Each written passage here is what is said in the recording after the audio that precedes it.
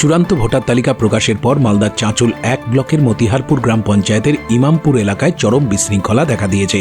স্থানীয়দের অভিযোগ, শুনানিতে সশরীরে উপস্থিত থেকে নথিপত্র জমা দেওয়া সত্ত্বেও নমিতা দাস ও তার ছেলে খোকন দাসের নাম তালিকা থেকে বাদ পড়েছে এবং পাশে ডিলিটেড লেখা রয়েছে। এই ঘটনায় কান্নায় ভেঙে পড়েছেন নমিতা দেবী। অন্যদিকে সৈয়দ আলী নামে এক মৃত ব্যক্তির নাম ভোটার তালিকায় সগৌরবে বহাল রয়েছে বলে জানা গেছে।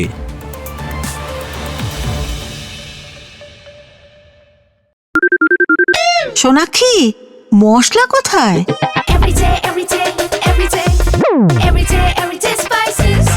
এভরিডে মশলা, দেশের স্বাদ।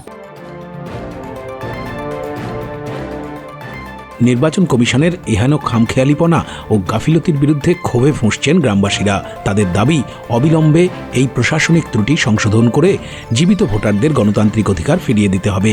এই ঘটনাকে কেন্দ্র করে চাঁচল মহকুমায় ব্যাপক চাঞ্চল্য ছড়িয়েছে। লিস্টটা যে কালকে বেরিয়েছে সেখানে কি দেখছেন আপনারা? এমনি তো দেখাচ্ছে ফুল মানে রিজেক্ট, ডিলিট দেখাচ্ছে। তো আপনার শাশুড়িমাকে বেঁচে আছে? হ্যাঁ বেঁচে আছে। কি নাম শাশুড়িমার? নমিতা দাস। আমার স্বামীও তো বেঁচে আছে, কিন্তু আমার স্বামীরও ডিলেট দেখাচ্ছে। আপনার স্বামী কোথায় আছে? বাইরে বিদেশে থাকে। আপনার শ্বশুর কবে মারা গেছেন? ডিসেম্বর মাসে মারা গেছে। কিন্তু তালিকা থেকে নাম ওঠেনি এখনো। আর আপনাদের বাড়িতে যখন হয় এই প্রক্রিয়াটা চলে, বিএলও এসেছিল, ফর্ম দিয়ে গেছিল? হ্যাঁ এসেছে। সেই ফর্ম আপনারা ফিল আপ করেছেন? তো তারপর দেখছেন মৃত হলেও তালিকায় নাম এসছে। শামসি থেকে মুর্তুজ আলমের রিপোর্ট, উত্তরবঙ্গ সংবাদ।